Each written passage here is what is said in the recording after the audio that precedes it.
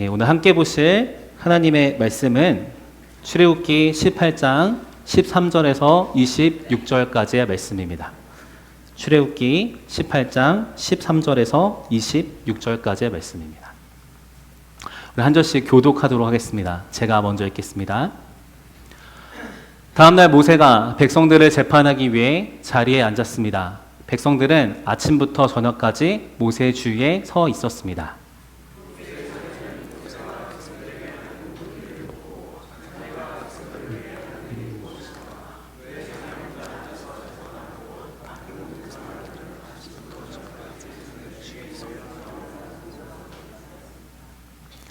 모세는 그에게 대답했습니다. 백성들이 하나님의 뜻을 여쭈어 보러 제게 옵니다.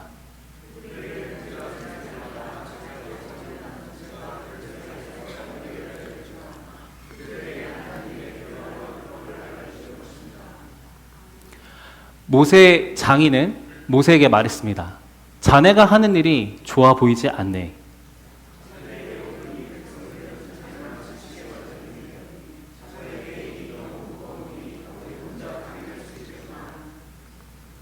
이제 내 말을 듣게. 내가 몇 가지 말해주겠네. 하나님께서 자네와 함께 하시길 바라네. 자네는 하나님 앞에서 백성의 대표가 돼 그들의 문제들을 그분께 가져가야 하네.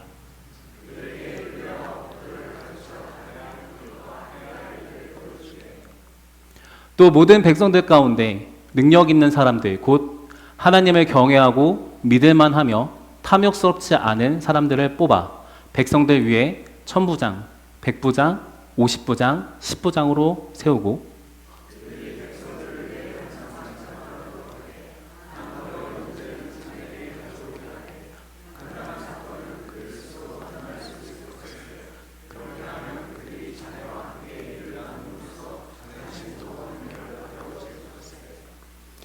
만약 자네가 이렇게 하고 하나님도 그렇게 명령하시면 자네 부담도 덜고 이 모든 백성들도 만족하면서 집으로 돌아가게 될 걸세.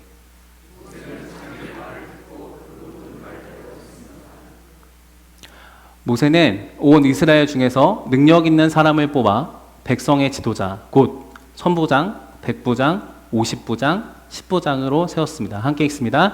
그들은 항상 백성들을 위해 재판하는 일을 하되 어려운 사건은 모세에게 가져갔고 간단한 사건은 그들 스스로 판단했습니다. 아멘.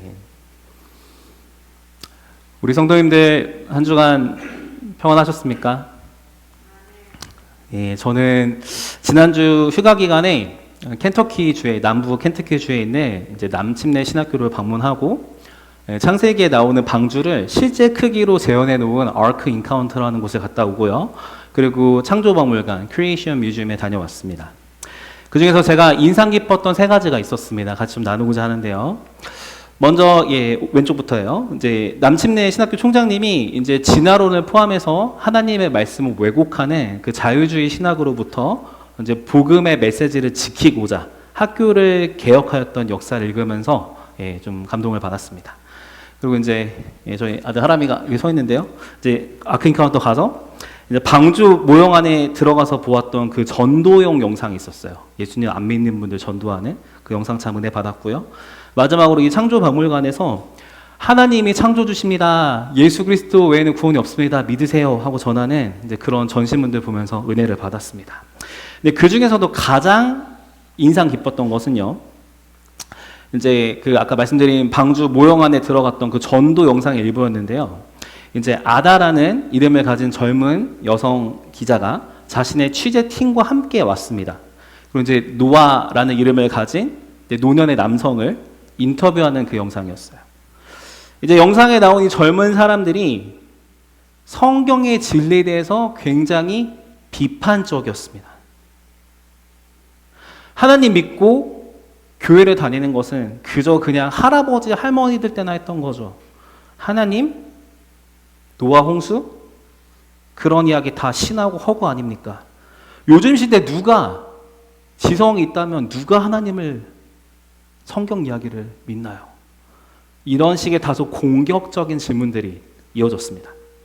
그러나 그 영상에 나오는 노년의 남성 노아는 그런 공격적인 질문에 굴하지 않았습니다. 복음을 그대로 전했는데요. 결국 취재진 중에 그 인터뷰하던 기자 한 분이 이제 복음을 받아들이려고 막 고민하는 장면으로 끝나게 됩니다. 저는 영상 보면서 그런 생각이 들었습니다. 저 영상에 나온 대로 우리 미국의 이 많은 젊은이들이 저럴 수 있겠구나. 그저 하나님 이야기, 방주 이야기, 성경 이야기 이런 것은 옛날 시대, 구시대 유물처럼 느껴질 수도 있겠구나 라는 생각이 들어서 좀 안타까웠습니다. 실제로 교회 떠나는 청년들이 많다는 건 통계가 보여줍니다. 좀 숫자가 안타깝죠. 70% 청년들이요, 교회를 이제 안 나가기로 하고 있다 합니다. 반면에 이런 것만 있는 게 아니죠. 예수님을 계속 전하고 믿으라고 외치시는 많은 분들, 그 열정이 또 있어요. 자, 그래서 감동도 받았는데요. 우리가 이런 시대에 살고 있습니다. 그리고 아까 말씀드렸지만은 제가 이제 목양적으로 부탁드리면 나중에 기회가 되신다면요, 이 두 곳은 한 번쯤 방문해 보신 것도 참 좋을 것 같아요. 하나님을 생각할 수 있는 휴가를 주는데 도움이 되었습니다. 자, 그렇습니다. 예나 지금이나 이렇게 두 가지 세계관이 있습니다. 이제 세속적 가치관, 이제 하나님 중심 가치관이 싸워요. 사람 중심, 하나님 중심. 하나님 전하는 사람들과 하나님께 대적하는 사람들의 그 사상과 문화가 끊임없이 충돌하고 있어요. 근데 저희가 알지만, 방금도 보셨지만 통계상으로는 다음 세대가 줄어들고 청년들이 사라지고 우리 청소년들이 교회를 떠납니다. 근데 한때는요, 이 미국 땅에서 가정, 학교, 교회에서 하나님에 대해서 알려주는 시절이 있었어요. 아시는 분 아시겠습니다만 이런 자료가 있어요. 제가 이제 학교에서 역사 전공이다 보니까 수업 시간에 좀 보게 된 자료인데요. 이제 좀 오래된 책이죠. 아주 오래됐어요. 우리나라 조선시대 때. 그 뉴 잉글랜드 프리머라는 교과서가 있었어요. 제가 그 사본을 이렇게 복사본을 가져왔는데요. 혹시 원하신 분은 이렇게 디테일하게 예배 후에 보여드릴 수 있습니다. 이 교과서가 이제 그때 이제 미국 건국 초기 이제 공립학교에서 어린 아이들을 위해서 제일 보편적으로 쓰였던 교과서라고 배웠어요. 그래서 이제 알파벳을 가르치더라도 이제 성경 예시를 들은데요. 예를 들어서 여기 위에 보시면 지금 화면이 작습니다만, 뭐 아담이 죄를 져서 우리가 다 아담의 타락으로 우리가 다 죄를 지었습니다. 이제 이런 내용이요. 똑같이 ABCD를 가르쳐도. 그 외에도 이제 학교 교과서인데 아침 기도, 저녁 기도하는 것도 알려주고요. 이제 버전에 따라서 이제 요리문답도 있어서 이제 신앙의 내용도 정리해주고 청년들이 하나님께 헌신하는 이제 그런 내용도 담고 있었어요. 제가 이 공부를 하면서 처음 만감이 교차했죠. 한때 미국이 저렇게 저 교과서로 이렇게 학교에서도 가르쳤다 합니다. 그런데 요즘 공립 교과서들은 제가 서점에서 좀 이렇게 참고하면서 보면은요, 꼭 그렇지만은 않은 것 같아요. 더 이상 하나님이 창조주고 예수님만 구주시고 예수님만 믿어야 구원이 있다는 이거를 학교에서 전해주나 잘 모르겠습니다. 2024년에 하나님만 창조주시고 예수님이 구주시라는 진리를 우리 아이들이 학교에서 배울 기회가 있을까요? 저는 기독 사립학교 보내지 않는 한은 참 쉽지 않을 것 같습니다. 그리고 모든 대학, 우리 대학생들도 계시죠? 모든 대학이 공식적인 교육의 일부로서 매일 하나님 예배드리는 그 체프를 이렇게 실행하나요? 사립 기독대학 아니면 쉽지 않을 것 같아요. 우리 아이들한테 무지개가 하나님께서 노아에게 주신 그 언약의 표식임을 알려주고 무지개를 보면서 하나님의 그 약속을 기억하도록 그런 교육이 이루어지고 있을까요? 여러분 기억하셔야 됩니다. 이곳은 교회고 하나님 말씀을 전하는 곳이에요. 한 남자와 한 여자의 결혼이 하나님께서 세우신 창조 질서입니다. 근데 우리가 이걸 다음 세대한테 전했을 때 아멘이라고 받아들일 수 있을까요? 이제 창조를 전하고 예수님만 구주 되심 전하고 동성애가 아닌 한 남자와 한 여자의 결혼이 진리임을 전하는 교육은 학교에선 이루어지기 어렵다고 봅니다. 사립 기독교 학교가 아니라면요. 그런데 이제는 수많은 온라인 매체 통해서 많은 사람들이 자신들의 사상과 문화를 계속 전해주고 있어요. 우리 그렇잖아요. 저도 유튜브 자주 봅니다만 보면서 정말 다양한 매체가 많죠. 은혜 받기도 하고 모지 싣기도 하고 좀 다양한데요. 이 정말 치열한 사상 전쟁, 문화 전쟁이 있는 것 같아요. 특히 이제 부모님의 통제가 이루어지지 않는 온라인 공간에서 우리 아이들이 아시죠? 별의별 콘텐츠 다 접하게 됩니다. 저 하람이만 해도 어린데 만화 같은 거 봐도요, 얘가 언제 이런 걸 봤지 싶은 그럴 때가 있어요. 그래서 참 제가 주의 있게 보고 있는데, 특히 이제 친구가 중요한 청소년기는요, 친구도 영향을 받아서 더 많은 것에 노출될 거예요.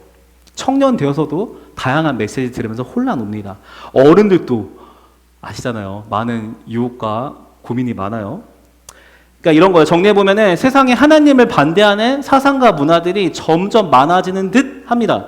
10년 전에 같이 예배했던 분들 혹시 떠올려 보시겠어요? 어디 계십니까? 저는 이제 중고등학생 때 이제 동기들이 한 20여 명 넘게 있었는데 지금 제가 알기로 저 혼자 예수 믿고 있어요.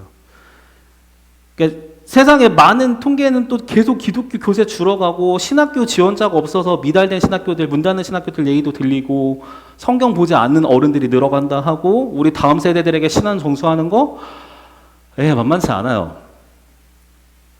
네, 아침부터 부정적이고 힘든 얘기를 그래서 여쭤보고 싶은 게 있습니다. 이 복잡한 현실 속에서 우리 성도님들이 꼭 해결해야 되시는 질문이 있어요.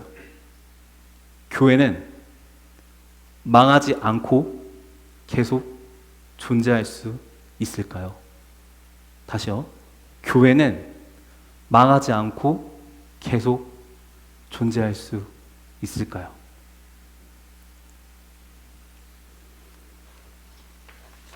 우리 성도님들부터 확신을 가지시길 부탁드립니다.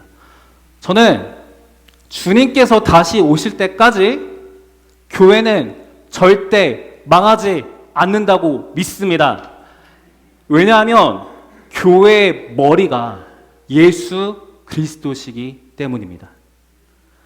예수님의 제자들로부터 적은 무리로 시작된 교회는요, 온갖 핍박과 우여곡절을 겪으면서 개혁에 개혁을 거듭했지만 약 2000년이 흐른 지금까지도 존재하고 있습니다. 오늘 우리 모두 하나님 말씀을 통해서 우리 하나님께서 얼마나 교회를 사랑하시고 돌보시는지를 더 알기를 원합니다. 오늘은 그 사랑의 모습 중에 훈련해 주시고 양육해 주시는 하나님의 사랑, 훈련해 주시고 양육해 주시는 하나님의 사랑을 나누고자 합니다. 오늘 말씀은 이제 지난주 말씀과 이어지는 출애굽기 18장 말씀입니다. 우리 지난주 들었던 말씀 기억하시죠? 우리 담임 목사님께서 전해주셨던 말씀인데요. 기억해 보겠습니다. 이제 이스라엘 백성들이 광야에서 물이 없는 상황을 만납니다. 식수 문제 너무 중요하죠. 그것도 광야예요. 지금 물 없으면 생존이 보장이 안 됩니다. 근데 하나님께서는요, 교육과 훈련의 차원에서 그 상황을 허락하셨어요. 하나님이 누구신지 배워야 했기 때문에 교육이 그들에게 필요했습니다.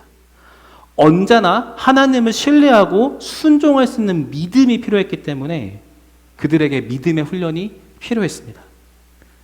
하나님 믿고 하나님께 순종해야 하나님 백성답게 살면서 온 열방의 제사장 나라 역할을 감당할 수 있기 때문입니다.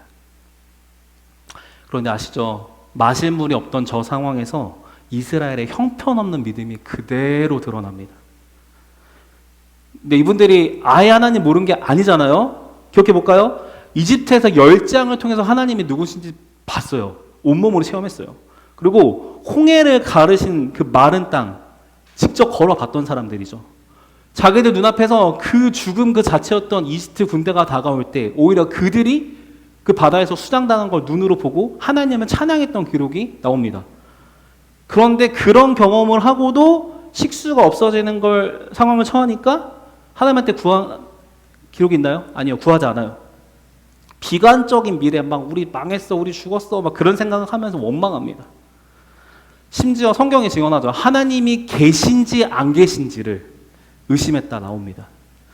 그런 그들에게 그럼에도 불구하고 하나님께서는 다시 한번 하나님의 사랑과 능력을 보여주셨습니다. 물이 없게 죽게 놔두시지 않았습니다. 넘치도록 공급하신 분임을 온 이스라엘 백성이 교육받고 훈련받는 시간이었습니다. 그 다음에 이제 원어편 살려보내면요, 그 사건이 해결되자마자 하는 뜻이에요. 해결되자마자 갑자기 전쟁이 납니다.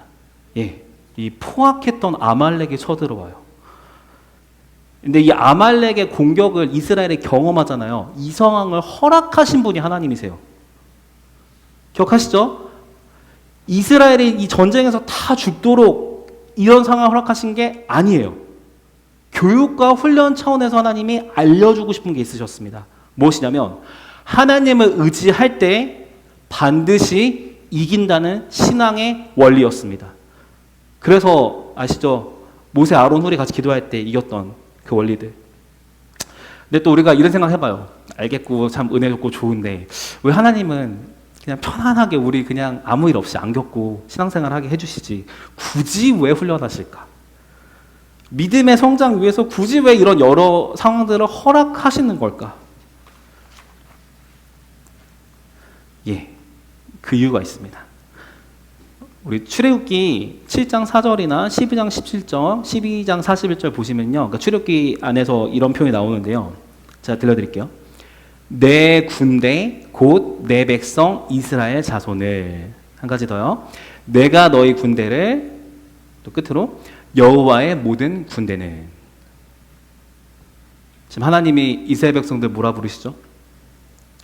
출애굽한 하나님의 백성들 바로 그 시점에서는요. 종살이하던 애굽 땅에서 구원받은 그들은요. 하나님의 군대입니다. 그러니 하나님의 군사들로서 군사훈련을 받는 것입니다. 그런데 아시지만 모든 군대는 싸워야 될 싸움이 있고 그에 맞는 훈련이 있어요. 가령 이 땅에서도 육군, 해군, 공군, 우주군이 싸워야 될 그 임무가 다 다르죠. 받는 훈련이 달라요. 그럼 도대체 하나님의 군대는 어떤 싸움을 싸우기에, 어떤 임무가 있기에 하나님을 신뢰하고 순종하고 전하는 그 훈련을 받는 것일까요? 방금 말씀드린 출애굽기 본문에서 이제 나오는 군대라는 그 원어를 통해 우리가 좀 생각해 볼 수 있습니다. 간단하게 말씀드려볼게요. 이제 히브리어로 짜바라는 표현을 써요. 짜바라는 표현은요, 군대, 군복무하다 그런 뜻인데요. 근데 이 짜바, 군복무 군대라는 표현이 민수기 4장 3절에도 씁니다. 민수기 4장 3절.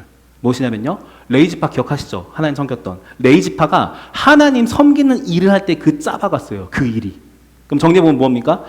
하나님을 섬기는 일이 하나님의 군대가 해야 되는 군 복무예요. 하나님을 믿고 순종하는 영적 싸움을 이 군대가 싸워야 됩니다. 이들의 싸움은 그거예요. 영적 싸움. 하나님 믿고 순종하고 전하는 싸움. 그러니까 하나님이 이 하나님의 군대가 그 군복무를 감당할 수 있도록 계속 도와주시는 거, 훈련해 주시는 겁니다. 기억하셔야 됩니다. 우리 하나님의 사람들, 하나님의 군대는요, 혈과 육의 싸움을 하지 않습니다. 만약에 진짜 혈과 육의 싸움하는 군대라면요, 하나님이 이집트 군대처럼 그렇게 막 세상적인 방법으로 무장을 시키셨겠죠. 최첨단 무기를 주시고 여러 가지 막 허락하시면서. 그런데 신명기 17장 16절 보면요, 근거가 있어요. 하나님께서는요, 이스라엘 왕들에게 병마를 많이 두지 말라 하셨습니다. 그러니까 다른 나라들은 그게 무기를 많이 두고 막 군비를 확보하는데 이스라엘은 그러지 말라는 거예요. 왜요? 영적 싸움을 해야 되니까. 혈과 육의 싸움이 아니고요. 또 하나의 근거는 이스라엘 왕들에게 너희는 너희를 위하여 은금을 두지 말라, 많이 두지 말라 하셨습니다. 이 군사력이 경제력이랑 얼마나 연관이 많습니까? 근데 그렇게 하지 말라 하셨어요. 왜요? 다시요. 이스라엘은 혈과 육의 싸움을 하는 것이 아니라 영적 싸움, 즉 하나님을 믿고 순종하고 전하는 싸움을 해야 되기 때문입니다. 왜 이 싸움이 시작됐을까요? 아담이 타락한 이후에 죄가 세상에 퍼지기 시작했습니다. 죄악이 가득한 세상에서는요, 하나님 편에 선 이들이 점점 줄어들어요. 홍수가 왜 났죠? 노아 가족 빼고는 온 세상이 악으로 가득 찼기 때문이에요. 그리고 나서도 사람들은 정신 못 차리죠. 바벨 탓을 하지 않습니까? 그래서 오죽하면 하나님이 언어 흩으셔가지고 보내시잖아요. 그래서 창세기 12장 이후에는요, 하나님 아브라함을 부르세요. 그래서 그의 후손들을 통해서 하나님 섬기는 샘플, 제사장 나라, 너희가 하나님 섬기는 모습의 샘플이 되거라, 제사장 나라로 부르십니다. 즉 하나님의 군대로서 이 세상에 하나님을 알리고 하나님을 대적하는 삶을 사는 사람들에게 찾아가서 그 삶을 멈추도록 하고 하나님께 돌아오도록 하는 삶을 살게 하십니다. 그래서 하나님께서는 하나님의 군대인 출애굽한 하나님의 백성들이 영적 전쟁에서 승리할 수 있는 군대가 되도록 계속 훈련, 또 훈련, 또 훈련하십니다. 계속 신뢰의 훈련, 순종의 훈련, 전하는 훈련을 허락하심으로 하나님을 더 알고 믿고 따르도록 도와주신 거예요. 여러분, 그래서 신앙생활 하실 때 막 뭔가 훈련받고 위기가 온다. 그건요, 어쩌면 하나님의 훈련이고요. 우리 도와주신 겁니다. 더 하나님 잘 믿고 따르도록. 하나님 원망하시기보다는 하나님의 사랑임을 믿으시길 바랍니다. 그렇게 하나님의 군대로서 하나님 훈련 받는 것은요, 이제 다시 한번 말씀드리지만요, 이기기 위해서예요. 주님과 함께 이기기 위해서. 자, 그렇게 훈련만 하신 하나님이 상황으로만 훈련하시는 게 아니라 다른 은혜도 또 베풀어 주세요. 그 내용이 바로 오늘 본문 18장에 나온 내용인데요. 또 이런 훈련 상황 말고 다른 은혜를 어떻게 주셨는가, 그 은혜가 뭘까, 그걸 같이 한번 보도록 하겠습니다. 먼저 출애굽기 18장 13절에서 14절을 같이 보시겠습니다. 제가 읽겠습니다. 다음날 모세가 백성들을 재판하기 위해 자리에 앉았습니다. 백성들은 아침부터 저녁까지 모세의 주위에 서 있었습니다. 모세의 장인은 모세가 백성들에게 하는 모든 일을 보고, 자네가 백성들을 위해 하는 일이 무엇인가? 왜 자네 혼자 앉아서 재판하고 다른 모든 사람들은 아침부터 저녁까지 자네 주위에 서 있는가? 라고 물었습니다. 아멘. 모세의 장인어른 이드로가 모세를 방문해서 함께하고 있는 상황이에요. 근데 딱 보니까 모세랑 백성들이 하루 종일 너무 고생하고 있는 거예요. 그래서 왜 이렇게 하고 있는 거니? 도대체 뭐 때문에 이렇게 하는 거야? 라고 물어봤죠. 이제 모세가 대답을 합니다. 15절에서 16절 보시면요, 한마디로 이거죠. 지금 하나님 말씀 근거로 재판을 하고 있어요 라고 하는 거예요. 이스라엘은 신정국가죠. 하나님 말씀이 곧 법입니다. 생활 원리입니다. 그래서 이제 이 재판이라는 말을 좀 더 봐야 되는데요. 이 샤파트라는 원어가 쓰이는데 이 표현은 단순히 유무죄를 가리는 사법재판이 아니고요. 더 나가서 총체적인 다스림을 의미합니다. 쉽게 말해서 이런 거예요. 모세가 잘잘못을 가려주기도 하지만 거기서 멈추지 않고요. 무엇이 옳고 그른지 또 교육하고 적절한 조치까지 내려줘야 되고 처벌도 내려줘야 되고 문제 해결되기까지 도와줘야 돼요. 그러니까 혼자서 사법부 행정부 역할 다 하는 거예요. 너무 힘들겠죠. 근데 이게 하루에 한 건입니까? 아니에요. 수만 명의 백성들이 함께 살아가는 민족 공동체인데 얼마나 많은 사건 사고가 있어요. 근데 그럴 때마다 하나님 백성들이 모세한테만 가서 묻는 겁니다. 무엇이 하나님 뜻이고 어떻게 해야 되냐고. 물론 하나님 말씀 가르치는 모세나 이제 그대로 살고 싶어서 찾아오고 따지고 뭐 물어보는 재판해 주세요 이런 백성들이나 기특하죠. 근데 문제는 감당이 안 된다는 거예요. 그 방법으로는. 혹시 우리 성도님들 관공서나 병원에서 좀 기다려 보신 적 있으세요? 저는 이제 그 SSA라고 이제 복지국 가서 좀 기다릴 일이 있었는데, 그날은 한 2시간 넘게 기다렸어요. 너무 많은 분들 계셨고, 그날따라 공무원분들이 2분밖에 안 계셔서, 아주 계속 기다리고 또 기다렸습니다. 지치더라고요, 조금. 근데 이제 모세는 더 하겠죠. 수백, 수천, 어쩌면 수만 명의 사람들이 온갖 삶의 문제 다 가지고 와서 그 분쟁거리들, 좋은 얘기도 아니겠죠. 싸운 얘기, 뭐 안 된 얘기, 문제 가지고 와서 상담해달라고 하고 지도해달라고 조치해달라고 하는데 이거 할 수 있는 일이 아니에요. 사람 할 일이 아닌 거예요. 이걸 보던 장인 어린 모세의 장인어른 이드로가 조언을 해줍니다. 17절과 18절을 보시면 이제 한마디 읽어요. 그거 that's not good. 좋은 방법 아니야. 그 좋은 방법 아니야. 알려주는 거예요. 이제 개혁을 위해서 모세에게 현재같이 일하면 안 된다고 문제부터 인식을 시켜줘요. 그거 아니라고. 그 다음에 이유가 뭐냐면 모세 당신도 18절이 번역이 지금 우리말 성경이 좀 아쉬운데요. 원문 보면 정확히 모세 너도 백성도 둘 다 이런 표현이에요. 모두가 다 괴롭다. 공동체 전체가 다 괴롭다. 이대로 가면 모두가 괴롭고 나중에 모세가 번아웃되면 어떻게 되죠? 아무도 하나님 말씀을 알려줄 사람이 없는 거예요. 이제는. 그러면 공동체가 어떻게 되겠어요? 이거 굉장히 위기 상황입니다. 그러니까 이런 극한의 상황이 일어나지 않도록 도우려고 했어요. 그래서 모세가 지쳐서 감당 못한 상황이 생길 수도 있다고 알려준 후에 실질적으로 어떻게 해야 되는지를 조언해 줍니다. 크게 3가지인데 처음부터 나눠드릴게요. 자, 이제 이 부분은 성도님들 가능하신 분들은 성경을 직접 찾아주시면 감사하겠습니다. 혹시 성경 찾기 어려우셔도 들어주시면 감사하겠습니다. 먼저 19절 볼게요. 출애굽기 18장 19절입니다. 19절 보면요. 이드로는요, 모세에게 한마디 키워드 따라해 보시겠어요? 대표. 네, 감사합니다. 대표. 네.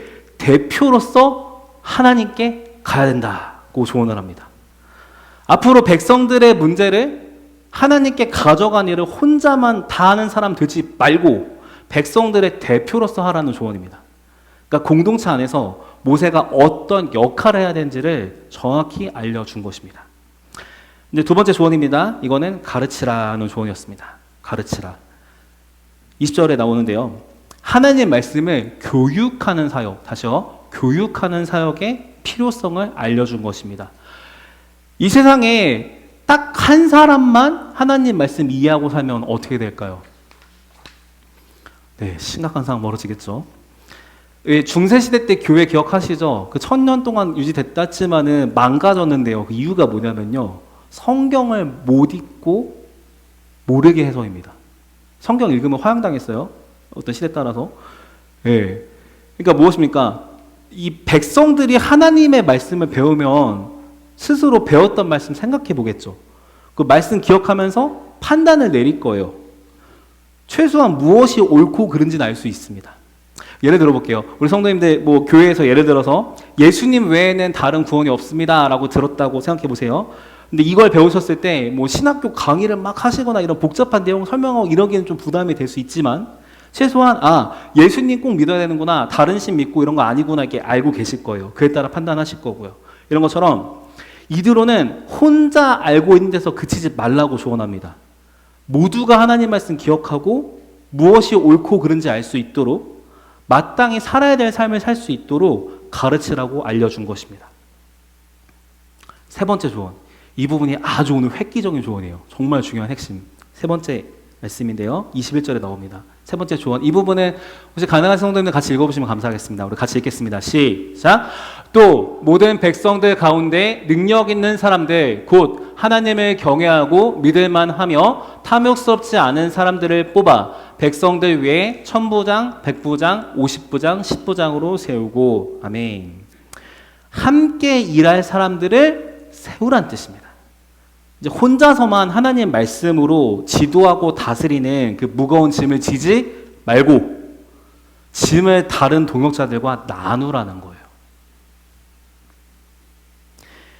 그런데요, 이 말씀 지도하고 알리고 가르치고 그에 따라 판단하는 사람들, 재판해 준 사람들이 아무나 부른 것이 아니라 기준이 있었습니다.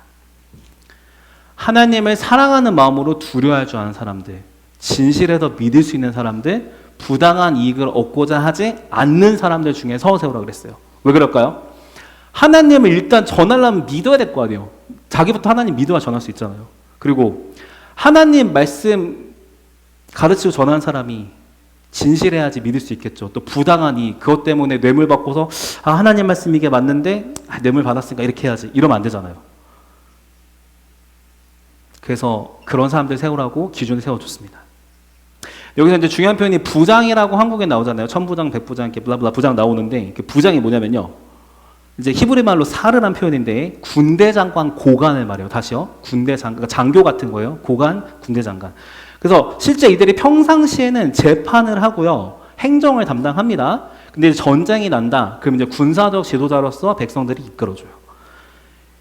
이제 이들은 이렇게 동역자들 세우게 되면 모세도 편안하고 백성들도 만족하면서 집으로 가게 될 거라고 이 제도의 유익을 알려줍니다. 근데 무조건 내 말대로 이게 아니라 이드로가 정말 중요한 얘기를 해줬어요. 무엇이냐면요. 하나님의 허락을 꼭 받아야 합니다. 라는 점을 강조했습니다. 아무리 좋은 거 있어도요. 우리 교회 안에서 아무리 좋은 아이디어가 오고 가도요. 하나님께 여쭙고 하나님 마음 받아서 실행하는 것이 중요합니다. 하나님의 주권을 강조한 것입니다. 모세는 이제 24절 보시면요. 이제 이 조언을 받아들여요. 근데 이런 생각 들죠? 23절에 분명히 허락받고 하랬는데 24절에 바로 한다. 뭐지? 라는 생각이 들잖아요. 이제 청교도 주석가 중에 매튜 헨리라는 분이 있는데 이 분 어떻게 해석하냐면요. 모세가 하나님의 지시를 받은 후에 실행했다고 해석을 합니다. 저도 이 관점에 동의를 하고요. 왜냐하면 이제 모세가 그동안도 하나님께 받아서 재판하고 있었죠. 하나님의 말씀 듣고 전한 사람이었고 하나님께 여쭙는 사람이었기 때문에 이 해석에 저는 이제 신뢰성을 갖고 있습니다. 그러니까 이제 하나님 허락 받고서는 이 부장 제도가 이스라엘 공동체에 생겼어요. 실제로 성경 보신 분들 기억하시겠지만 민수기, 신명기, 여호수아, 사무엘상하, 역대상하에 천부장들이 등장해요. 또 간혹 백부장들도 나오죠. 그래서 이 지도자들, 사르들이 세워졌습니다. 그러면서 오늘 말씀이 마무리되고 백성들이 이제 그런 말씀 전하고 들을 기회, 재판받을 기회를 누린다고 마무리됩니다. 이 말씀이 저희한테 어떤 의미가 있을까요? 항상 성경 볼 때 그렇잖아요. 뭐 so what? 그래서 어쩌라고? 이게 무슨 의미가 있는데 이제 이 생각을 해봐야 되잖아요. 다시 한번요. 하나님을 신뢰하고 하나님 말씀에 순종하는 싸움을 싸우는 군대에게 하나님이 중간 리더들을 허락해 주신 거예요. 왜요? 하나님 말씀 듣고 순종하고 전하는 싸움에 도움이 되기 때문입니다. 이처럼 하나님은요, 동역하는 지도자들을 추가로 더 양성해 주셨어요. 그 과정 속에서 최고 지도자인 모세는 리더십 양육을 받은 거고요. 부장들은 아까 말씀드린 그 부장들 있죠? 신앙 양육을 본인들도 받고 또 신앙 양육을 하는 과정에 동참하면서 하나님도 알게 됐고요. 그리고 이제 10부장까지도 안 섬겼던 그 백성들은 그래도 양육을 받으면서 하나님을 더 알고 배우고 하나님 뜻대로 판단할 수 있는 기회를 누리게 됐습니다. 전 이 사건을 하나님이 사람을 보내셔서 지혜를 주시고 공동체를 돌보신 것으로 해석합니다. 겉보기에는 그냥 뭐 제도가 바뀌었어요, 사법제도 개편됐네요, 이렇게 끝날 것 같은데 지금 누굽니까? 하나님의 군대잖아요. 그들이 하나님의 인도 가운데 있잖아요. 그 과정에서 하나님 말씀을 기준으로 한 재판이 더 풍성하게 된 거잖아요. 그러기에 하나님이 사람들을 세워줬다고 봅니다. 출애굽기에 나오는 하나님의 군사들을 양육하신 하나님께서는요, 다시 오실 주님을 기다리는 이 시대의 군사들도 양육하고 계십니다. 우리 디모데후서 2장 2절에서 4절 말씀 같이 보시겠습니다. 제가 읽겠습니다. 그리고 너는 많은 증인들 앞에서 내가 말한 것을 들었으니 이를 신실한 사람들에게 맡겨라. 그러면 그들이 또 다른 사람들을 가르칠 수 있을 것이다. 너는 그리스도 예수의 선한 군인답게 함께 고난을 받아라. 군복무하는 사람은 아무도 자기의 사사로운 일에 얽매이지 않는다. 이는 자기를 군인으로 불러 모은 사람을 기쁘게 하기 위한 것이다. 아멘. 바울이 디모데에게 전한 말씀인 거 기억하시죠? 바울은 디모데에게 계속해서 말씀 가르치는 사람을 세우라 했어요. 그 말씀을 전하면서 다른 이들에게 양육하는 사역을 하도록 맡기라고 조언합니다. 비슷하죠? 지금 출애굽기 때 이드로가 모세한테 한 말이나 바울이 디모데한테 한 말이나 일치해요. 무엇입니까? 말씀을 가르치고 전하는 동역자들을 세우고 그들과 함께 하라는 것이에요. 그렇게 말씀 전하고 가르치고 지도하는 자들을요, 디모데후서 말씀에 의해서 무엇이라 부르냐면요, 그리스도의 선한 군사. 개역개정에서는 그리스도의 좋은 병사 이렇게 나옵니다. 그런 신분이 우리에게 주어졌습니다. 마치 출애굽한 이스라엘 백성들이 하나님의 군대로 살아가면서 하나님을 신뢰하고 하나님께 순종하며 하나님을 알리는 싸움을 싸웠듯이 지금 이 시대를 살아가는 우리 성도님들은 복음 전하는 선한 군사로 살아가면서 하나님을 신뢰하고 하나님께 순종하고 하나님을 알리는 싸움을 싸우고 계십니다. 그 군사들은요, 그리스도를 위해서 고난을 감수하고요, 부르신 그리스도를 기쁘시게 하기 위해서 살아갑니다. 그것이 인생의 목적입니다. 그래서 하나님께서 사랑하시는 우리 귀한 칼라모스 한인교회 성도 여러분, 예나 지금이나 우리 하나님의 사람들은요, 하나님의 군사로 살아가고 있습니다. 근데 하나님께서는요, 하나님의 군대를 너무나 사랑하십니다. 하나님을 믿고 하나님께 순종하고 하나님을 전하는 싸움을 계속 할 수 있도록 계속 훈련해 주시고 더 잘 싸우도록 개혁하시고 도와주고 계세요. 이 세상에 하나님을 대적하는 사상과 문화가 너무나 퍼져 있습니다. 하지만 여전히 하나님을 전하는 복음도 계속 퍼져나가고 있습니다.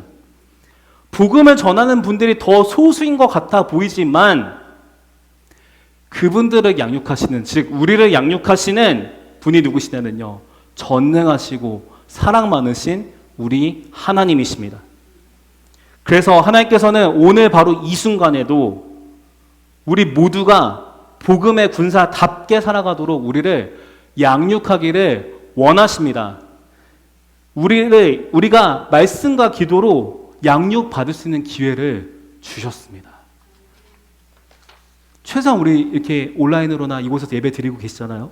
그리고 우리 교회 저는 우리 칼라마스 하나님교회 하나님 너무 사랑하시고 귀히 여기신다 믿어요. 우리 교회도 어떤 양육 사역이 있어요? 예, 1대1 제자훈련 계속 양육 받으신 분들 계시죠? 또 우리 BTS 있잖아요. 말씀 배울 수 있는. 또 우리 금요일마다 또 이제 금요기도회 다시 시작될 겁니다. 또 그 외에도 하나님께서 미래에 허락하실 너무나 많은 양육의 기회들이 있어요. 우리 모두는 다시요. 하나님의 사람, 하나님의 군대, 그리스도의 선한 군사로 부름을 받았습니다. 믿으십니까? 우린 부름을 받았습니다. 그렇다면 하나님의 군사인데 하나님 편에 서서 이 사상과 문화, 하나님 편을 드는 이 하나님의 사상과 하나님의 문화를 가지고 이 영적 전쟁에서 승리하고 싶지 않으십니까? 하나님을 더욱 굳건하게 신뢰하고 살고 싶지 않으십니까? 하나님을 더욱 믿고 순종하는 삶 살고 싶지 않으십니까? 하나님은 지금도 복음의 군사들을 양육하고 계십니다. 이제 그 하나님의 마음을 품고 양육받으시고 양육하는 삶을 살아가시겠습니까? 기도하겠습니다.